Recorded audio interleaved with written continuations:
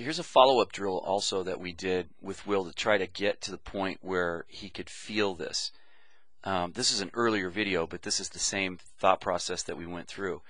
We're trying to use this TorsoBurner in a brand new way to help emphasize, or actually overemphasize, getting his lead arm extended and holding that angle as long as possible and then releasing the hands.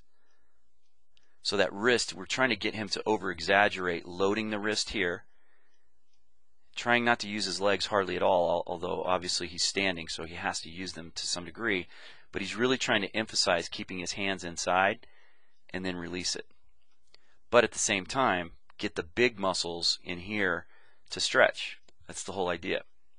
Now, his swing line isn't perfect, and there's some issues with that we address, because I want him to stay on the same swing line, and he's a little bit above that right now, and he's going downhill just a little bit. Well, at least with some of the drills. This one's pretty level actually, but it's at a pitch that he wouldn't normally swing at, up at shoulder height. So the drill, you have to be conscious of it in order to make sure you know what it is that you're working on.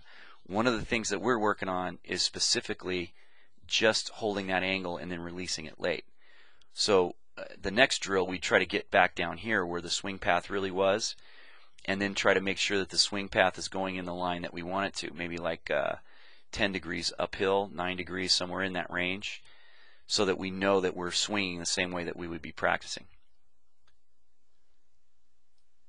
So two ways to do that. Actually, many ways to do that, but this is one of them too, is to try to bust it and go as hard as you can in both directions. And so we're practicing loading the wrists and then unloading the wrists, and then loading the wrists and then unloading them. So you're getting pull in both different directions, or resistance. So that's the idea behind how do you attack something like, if the bat lag is bad, how do you fix it? Well, every drill you do for a little while has to do with loading the wrists better, holding them longer, and then releasing them. This is one other drill that he's trying not to use his wrists at all. He's trying to load with the lead arm extended and then pull without ever releasing the hands. So like right now would be a great time to release them, but we're trying not to release them at all.